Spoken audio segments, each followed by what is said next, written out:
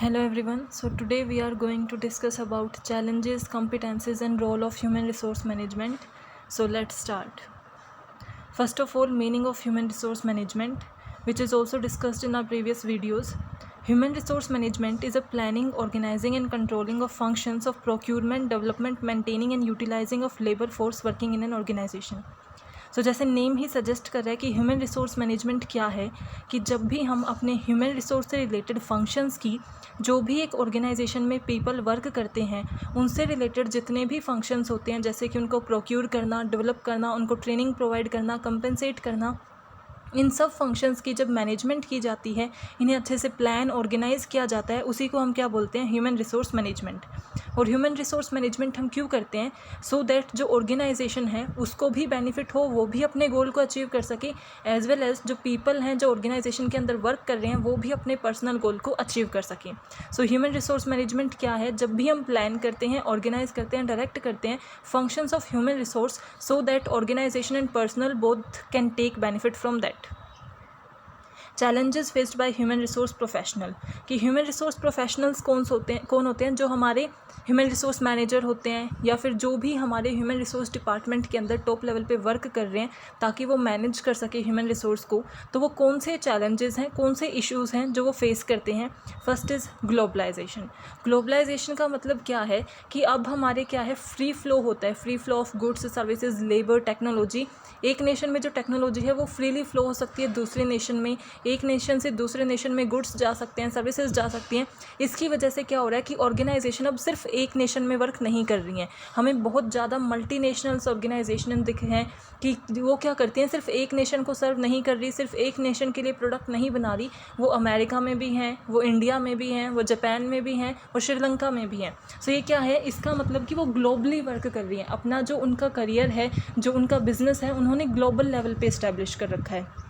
सो अगर आप बिज़नेस जो कर रहे हो वो ग्लोबल लेवल पे कर रहे हो, तो आपके बिज़नेस के अंदर जो पीपल होंगे वो भी ग्लोबल लेवल से होंगे। अगर आप अलग अलग कंट्री में ऑपरेट कर रहे हो, अगर आप एक एमएनसी ऑपरेट कर रहे हो, तो आपकी एमएनसी में अमेरिकन पीपल भी होंगे, जापानीज़ भी होंगे, इंडियन पीपल भी होंगे और अदर कंट्री से भी लोग होंगे। सो जो डिफरेंट कल्चर से पीपल हैं, डिफरेंट नेशन से पीपल हैं, उनके भी सब कल्चर होते हैं। उन सबको ग्लोबलाइजेशन क्या कर रहा है, एक कॉम्प्लेक्सिटी क्रिएट कर रहा है कि हम कैसे उन्हें मैनेज करेंगे।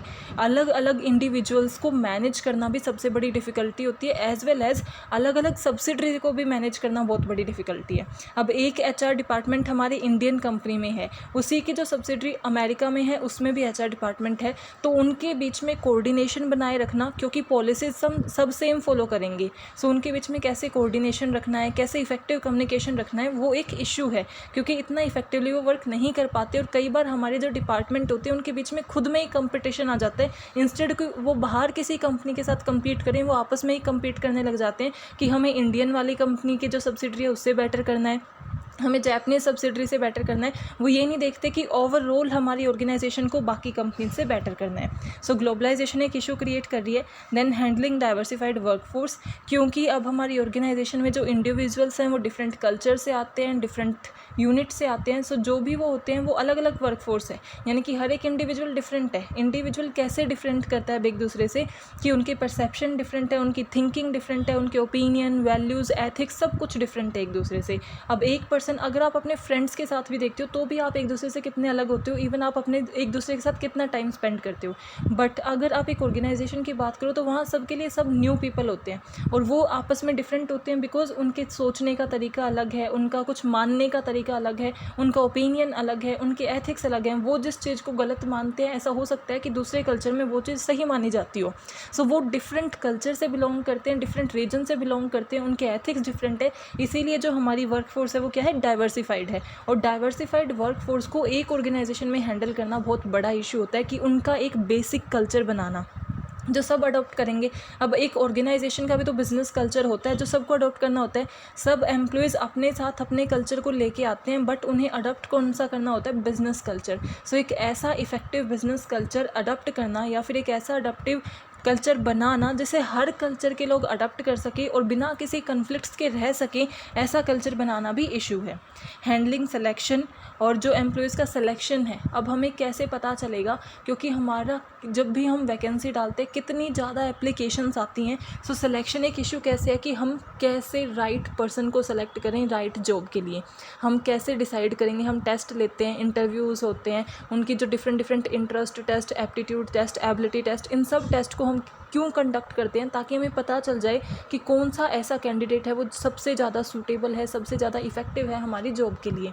बट सिलेक्शन फिर भी एक इशू है। क्यों? कई बार क्या होता है कि हम पूरा सिलेक्शन का प्रोसेस करते हैं, हमने सेलेक्ट कर लिया कि ये वाला कैंडिडेट बेस्ट फिट कैंडिडेट है, बट कई बार वो क्या करते हैं, जैसे ही हमने ऑफ़र देते हैं वो डिनाई कर देते हैं। सो उस डिनाई से हमें क्या होता है कि अब हमारी जो कंप्लीट प्रोसेस थी वो फेल हो गई एक तरीके से। जिसको हमने सेलेक्ट किया वो तो ज्वाइन करने के लिए रेडी ही नहीं है। सो हमारा सिलेक्शन सबसे बड़ा इशू है कि हम कैसे सिलेक्शन को कंडक्ट करें, कैसे इंश्योर करें कि जैसे हम सेलेक्ट करेंगे वो जॉब को ज्वाइन भी करेगा, और कैसे एक बेस्ट को सेलेक्ट करेंगे।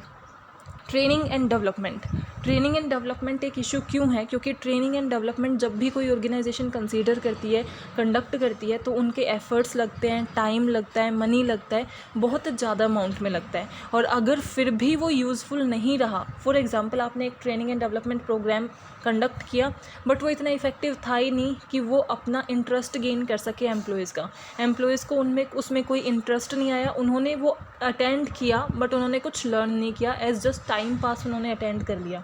सो वो क्या हुआ, एक फेलियर हुआ, आपका टाइम भी वेस्ट हुआ, कॉस्ट भी वेस्ट हुई, एज वेल एज आपका जो एफर्ट्स आपने लगाए थे वो भी वेस्ट हो गए। सो ट्रेनिंग एंड डेवलपमेंट, एक effective training and development programme को इस्टेब्लिश करना, देन इफेक्टिव ट्रेनिंग प्रोवाइड करना, एज वेल एज जिसे आपने ट्रेनिंग प्रोवाइड की है वो इम्प्लीमेंट भी कर सके, उसे लर्न भी करे, वो चीज़ एक इंश्योर करना इशू है कि आप जो ट्रेनिंग प्रोग्राम कर रहे हो लोग उससे अर्न भी करेंगे, यानी कि जो हमारे एम्प्लॉयज़ हैं उससे कुछ सीखेंगे और सीखने के बाद उसे इम्प्लीमेंट करेंगे। ये चीज़ें इंश्योर करना एक इशू है कि हम एक इफ़ेक्टिव TND को डेवलप कर सकें। रिटेनिंग टैलेंट, रिटेंशन इशू क्यों है? क्योंकि अगर आप खुद लेके चलो, आपकी ऑर्गेनाइजेशंस में आपने देखा होगा, अगर आप वर्क करते हो तो अगर आपकी ऑर्गेनाइजेशन में कोई काम कर रहा है और उसने बाहर, ऑलवेज़ ऐसा होता ही है कि ज़्यादा से ज़्यादा जो एम्प्लॉयज़ होते हैं उन्होंने कहीं ना कहीं और अप्लाई कर रखा होता है, क्योंकि वो अपनी ग्रोथ चाहते हैं। तो वो सोचते हैं कि हम इससे जो थोड़ी और बेटर ऑर्गेनाइजेशन है या जहाँ मुझे और बेनिफिट मिल सकते हैं वहाँ हमेशा वो एप्लीकेशंस करते रहते हैं। वो जहाँ भी वैकेंसी निकलती है वो ट्राई करते रहते हैं कि उन्हें और बेटर जॉब मिल जाए, और जैसे ही उन्हें न्यू और बेटर जॉब मिलती है जहाँ उनकी सैलरी ज़्यादा हो सकती है, जो उनके लिए ज़्यादा कन्वीनियंट हो सकती है, या जो उनको ऐसा लगता है कि बहुत ब्रांडेड कंपनी है तो मुझे वहाँ जाना चाहिए, इसकी रेपुटेशन ज़्यादा अच्छी है।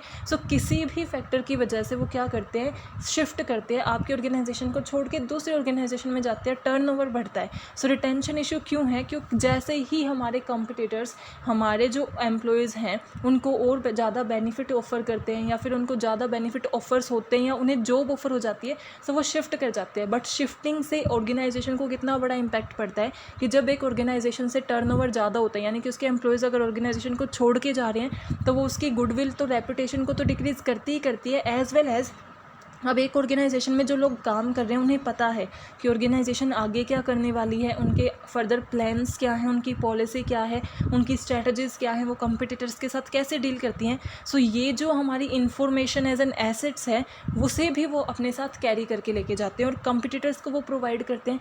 सो वो जो आपके सीक्रेट्स होते हैं, वो आपकी इन्फॉर्मेशंस होती हैं, वो भी चली जाती है। सो जो आपके की पर्सनल्स होते हैं, आपको अपने हर एम्प्लॉय को रिटेन करने पे फोकस करना चाहिए, बट जो की पर्सनल्स हैं यानी कि जो सबसे ज़्यादा क्रूशियल हैं उनकी रिटेंशन पे सबसे ज़्यादा फोकस होना चाहिए। वर्क लाइफ बैलेंस करना, ये भी इशू है। वर्क लाइफ बैलेंस का मतलब क्या होता है कि पर्सनल लाइफ और प्रोफेशनल लाइफ को बैलेंस बनाए रखना। हमारे जो एम्प्लॉयज़ हैं वो तभी सेटिस्फाई होंगे जब उन्हें ये लगेगा कि उनकी पर्सनल और प्रोफेशनल लाइफ में कंप्लीट बैलेंस है। अगर वो डिसबैलेंस होता है तो उन्हें क्या लगता है कि वो डिससेटिस्फाई रहेंगे, स्ट्रेस में रहेंगे, एंग्जाइटी में रहेंगे, क्योंकि उन्हें लगता है कि वो किसी एक ऐसी इंपॉर्टेंट चीज़ को टाइम नहीं दे पा रहे, या तो वो वर्क को टाइम नहीं दे पा रहे या फिर वो अपनी पर्सनल लाइफ को टाइम नहीं दे पा रहे। और जिस भी चीज़ को वो टाइम नहीं दे पा रहे होंगे उसमें इशू क्रिएट हो जाएंगे। अगर वो काम को अच्छे से कर नहीं पा रहे हैं, काम में अच्छे से, प्रोफेशनल लाइफ में अच्छे से वर्क नहीं कर पा रहे, तो इश्यूज़ क्या क्रिएट होंगे कि उनकी परफॉर्मेंस कम हो जाएगी, जिसकी वजह से प्रोडक्टिविटी कम होगी, कॉन्फ्लिक्ट्स के चांसेस बढ़ जाएंगे। सो वर्क लाइफ बैलेंस को इंश्योर करना कि जितने भी वर्कर्स हमारी ऑर्गेनाइजेशन में हैं उनकी पर्सनल एंड प्रोफेशनल लाइफ में कंप्लीट बैलेंस रखना, उन्हें इतने हॉलीडेज़ भी मिलना कि वो अपनी पर्सनल लाइफ को भी मेंटेन कर सकें और उनकी इफ़ेक्टिवनेस ऑफ वर्क भी इंश्योर करना। कन्फ्लिक्ट मैनेजमेंट का मतलब क्या है कि एक ऑर्गेनाइजेशन में अगर अलग अलग इंडिविजुअल्स हैं तो कन्फ्लिक्ट्स होंगे। ऐसा नहीं है कि सब एक ही चीज़ पे ओके हो सकते हैं कि हाँ हमें इस व्यू पॉइंट पे बिल्कुल सही है, हमें इसमें कोई भी डिसएग्रीमेंट नहीं है। डिसएग्रीमेंट होते हैं क्योंकि सबके अलग ओपिनियन है, सबके अलग व्यू पॉइंट है, और डिसएग्रीमेंट कई बार कन्फ्लिक्ट्स में चेंज हो जाते हैं जब वो आपस में कम्पीट करने लग जाते हैं। सो कैसे एक ऑर्गेनाइजेशन के अंदर हेल्दी एनवायरनमेंट मेंटेन रखें, हेल्दी रिलेशंस मेंटेन रखें, रिस्पेक्टिंग रिलेशनशिप मेंटेन करें between the employer and employee, employees and employees, और जो सबॉर्डिनेट है उनके साथ। सो ये भी एक इशू है। देन परफॉर्मेंस मैनेजमेंट की परफॉर्मेंस को हम कैसे मैनेज कर सकते हैं, किस लेवल पे हमें परफॉर्मेंस को रखना है, स्टैंडर्ड परफॉर्मेंस तक हम कैसे पहुँचें। हमारे जो एम्प्लॉयज़ अगर वो अच्छा परफॉर्म नहीं कर रहे तो उनकी परफॉर्मेंस को कैसे मैनेज करें, कैसे अप्रेज करें, ये सब इशू है।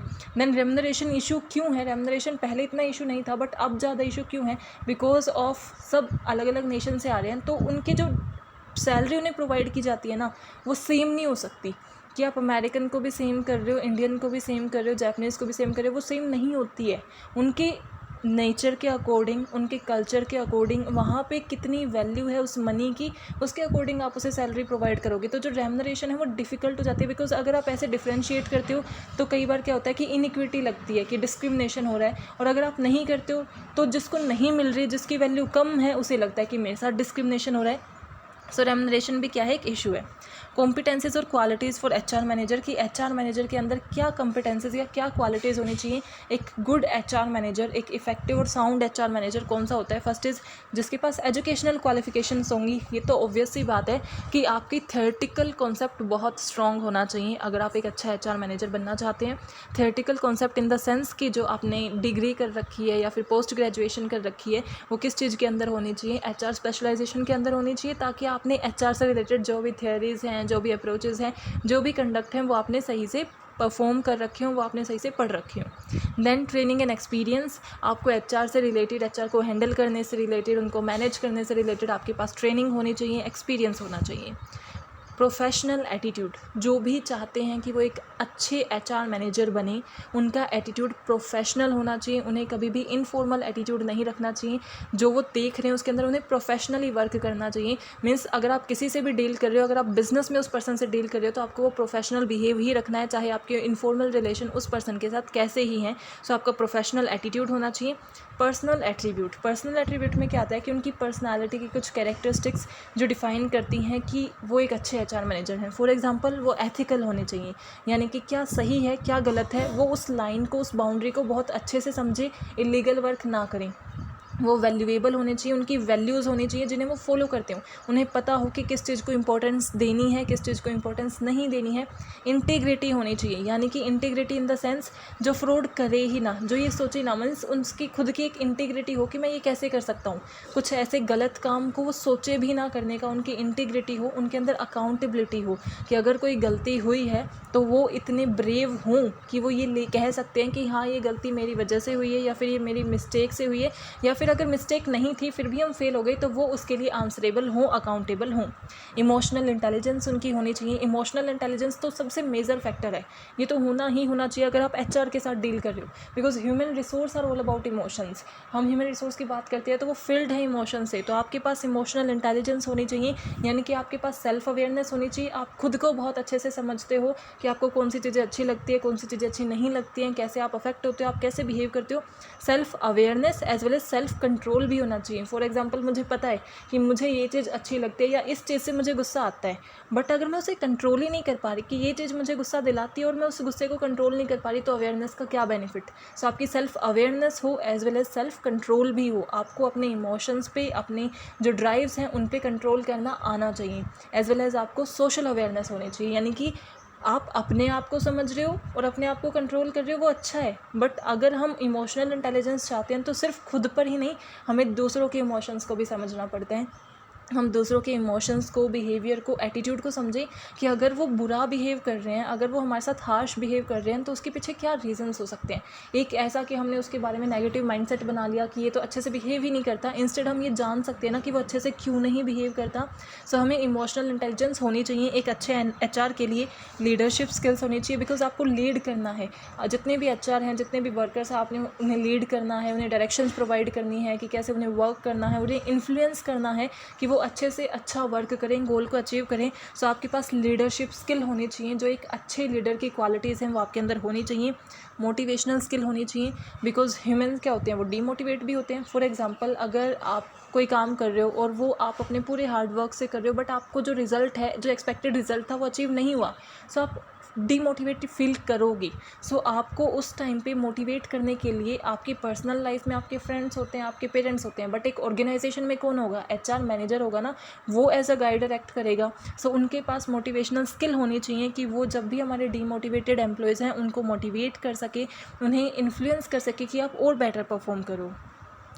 लिसनिंग स्किल्स होनी चाहिए कि वो दूसरों की सुने भी, क्योंकि एचआर से अगर आप डील कर रहे हो तो कन्फ्लिक्ट्स होते हैं, एम्प्लॉयज़ के बीच में ग्रीवेंसेस होते हैं। सो आप उन्हें हैंडल कैसे करोगे। अगर आपके पास कोई आया और आपने सुना ही नहीं कि उनके बीच में क्या कन्फ्लिक्ट है, क्या झगड़ा है, और आप अपने आप से जजमेंट दिए जा रहे हो, तो उससे कोई वर्क नहीं होगा, वो कुछ भी वर्कआउट नहीं करेगा। तो आपके पास अच्छी लिसनिंग स्किल्स होनी चाहिए, इफेक्टिव कम्युनिकेशन स्किल्स होनी चाहिए। अगर आप कुछ नई चीज़ लेके आ रहे हो और आप चाहते हो कि एम्प्लॉयज़ उसे अडॉप्ट करें, फॉर एग्जाम्पल आप कुछ न्यू चेंज करना चाहते हो, न्यू टेक्नोलॉजी लेके आना चाहते हो, तो एक तो चेंज सबसे बड़ा इशू होता है कि एक ऑर्गेनाइजेशन में एम्प्लॉयज़ चेंज के लिए नहीं मानते। क्यों? उन्हें लगता है कि जिस तरीके से हम काम कर रहे हैं ना, बस वैसे ही करते रहें, न्यू चीज़ें ऑर्गेनाइजेशन में ना आए। सो अगर आप चाहते हो कि चेंज अडॉप्ट हो, तो उसके लिए आपकी इफेक्टिव कम्युनिकेशन स्किल होनी चाहिए, यानी कि आपके पास वो स्किल हैं जिसके थ्रू आप अपने एम्प्लॉयज़ को ये बता सकते हो कि उसके बेनिफिट्स क्या हैं। आप अच्छे से कम्युनिकेट कर सकते हो, अपने जो भी एक्सप्रेशंस हैं, जो थॉट्स हैं, उन्हें आर्टिकुलेट कर सकते हो। सोशल स्किल्स होनी चाहिए, यानी कि आप फ्रेंडली होने चाहिए, आप अच्छे से रिलेशनशिप बिल्ड कर सकें, तभी तो आप एचआर के साथ डील कर सकते हैं। Accountability, as I already said, कि आप आंसरेबल होने चाहिए, आपके पास इतना करेज होना चाहिए कि आप अकाउंटेबिलिटी ले सकें। डिसीजिवनेस, क्योंकि आपको हर सेकंड डे आपको डिसीजंस लेने होंगे, आपको कभी पॉलिसी से रिगार्डिंग, कभी प्लानिंग से रिगार्डिंग, कभी डिमांड से रिगार्डिंग, सप्लाई, बहुत से डिसीजन एक एचआर मैनेजर को लेने होते हैं कि ग्रीवियंस कैसे हैंडल करने हैं, उन्हें मोटिवेट कैसे करना है, लीड कैसे करना है, डायरेक्शन कैसे प्रोवाइड करनी है। सो आपके अंदर एक गुड डिसीजन मेकिंग पावर होनी चाहिए, डिसीजिवनेस होनी चाहिए। ट्रस्ट वर्दी एंड प्रॉब्लम सॉल्विंग, आप जो भी एक अच्छा एचआर मैनेजर है वो ट्रस्ट वर्दी होगा, यानी कि उसके एम्प्लॉयज़, उसके मैनेजर्स, उसकी ऑर्गेनाइजेशन, पब्लिक उस पर ट्रस्ट कर सकती है कि ये हमारे साथ फ्रॉड नहीं करेगा, ये हमारे साथ डिसीव नहीं करेंगे। सो वो हमारे क्या ट्रस्ट वर्दी होने चाहिए, as well as problem solving होने चाहिए। Now roles of HR professional, के एचआर प्रोफेशनल के क्या रोल्स होते हैं। First is as a specialist, कि वो as a specialist role play कर रहा है, बिकॉज एचआर प्रोफेशनल्स कौन होंगे, जो एचआर के अंदर स्पेशलाइज्ड हैं, जिनकी डिग्री भी एचआर से रिलेटेड होगी, जिन्होंने जो स्टडी किए हैं, एक्सपीरियंसेस हैं, ट्रेनिंग है, वो सब किससे रिलेटेड होते हैं, एचआर से related. As an information source, यानी कि एचआर जो मैनेजर्स है, एचआर प्रोफेशनल है, वो ऑर्गेनाइजेशन के लिए as a information source work करते हैं, क्योंकि जो इन्फॉर्मेशन कलेक्ट की जाती है वो हमारे एचआर कलेक्ट करते हैं by observation, by interview, by survey, questionnaire. So as a information source वो एक्ट करते हैं, जिसके थ्रू एक ऑर्गेनाइजेशन ज़्यादा बेटर डिसीजन ले सकते हैं quality and quantity of information से। एज अ चेंज एजेंट क्यों, अगर आप ऑर्गेनाइजेशन के अंदर चेंज लेके आना चाहते हो, तो सबसे बेसिक चीज़ क्या है कि चेंज को आप अडप्ट तभी कर सकते हो जब आपके ऑर्गेनाइजेशन के अंदर काम करने वाले लोग उसके लिए रेडी हों। अगर काम करने वाले रेडी ही नहीं है, तो चाहे वो चेंज कितना ही, वो टेक्नोलॉजी कितनी ही मीन्स चीप हो, कितनी ही ईजिली अडप्टेबल हो, कितनी ही बेनिफिशियल हो, उसे आप लेके आ ही नहीं सकते। सो चेंज एजेंट कौन वर्क करता है, हमारे एचआर, क्योंकि एचआर प्रोफेशनल जो है वही हमारे वर्कर्स को रेडी कर सकते हैं, परसुएड कर सकते हैं चेंज के लिए। एज अ कंट्रोलर, बिकॉज यही हैं जो हमारी मैनेजमेंट करते हैं, कंट्रोल करते हैं कंप्लीट एचआर को, उसकी वर्कफोर्स को, चाहे उसकी प्लानिंग से रिलेटेड हो, उसकी एचआरडी से रिलेटेड हो, उसकी डेवलपमेंट से रिलेटेड हो, ट्रेनिंग से रिलेटेड हो, कंपनसेशन से रिलेटेड हो, प्रोक्योरमेंट से रिलेटेड हो, हर चीज़ को वो क्या करते हैं, कंट्रोल करते हैं। एज अ लीजियन मैन, इसका मतलब क्या है कि रिलेशनशिप बिल्ड करना। ये क्या एक हेल्दी रिलेशनशिप का एक्ट करते हैं, यानी कि एक ऐसे पर्सन की तरह एक्ट करते हैं जो पूरी ऑर्गेनाइजेशन के अंदर एक हेल्दी रिलेशनशिप का एनवायरनमेंट क्रिएट करना चाहता है, कन्फ्लिक्ट्स को अच्छे से मैनेज करता है, ताकि सबके एक दूसरे के साथ बहुत ही रिस्पेक्टिंग एंड हेल्दी रिलेशनशिप हो। As a housekeeper in the sense कि जैसे हाउस कीपर होते हैं वो सिक्योरिटी इंश्योर करते हैं, तो हमारे एचआर मैनेजर्स हैं वो भी क्या करते हैं, सिक्योरिटी इंश्योर करते हैं कि हमारा जो भी वर्किंग एनवायरनमेंट एनवायरनमेंट है जहाँ पे हमारे एम्प्लॉयज़ वर्क कर रहे हैं, उनकी सेफ्टी एंड सिक्योरिटी हम इंश्योर कर रहे हैं कि उन्हें ज़्यादा हेल्थ हैज़ार्ड्स नहीं होंगे, उनको कैसे कंपनसेट किया जाएगा, कैसे उन्हें वर्क करना है, एक हेल्दी वर्क एनवायरनमेंट उन्हें प्रोवाइड करते हैं। As a firefighter in the sense अगर कोई प्रॉब्लम होती है तो उसके कैसे अच्छे से डिसीजन मेकिंग करनी है, ये रोल कौन प्ले करता है? HR professionals. यानी कि अगर कोई इंसिडेंट हो गया है तो उसके साथ कैसे डील करेंगे, कैसे उसके ऊपर डिसीजंस लेंगे, कैसे प्रॉब्लम को सॉल्व करेंगे, कैसे उसके साथ ओवरकम करेंगे, ये सब रोल्स कौन प्ले करता है? हमारे HR professionals. So I hope you are clear with this. If you have any doubt please mention in comment section. And if you have any doubt, please mention in comment section. Don't forget to like, subscribe and share my channel. Thank you. Keep supporting.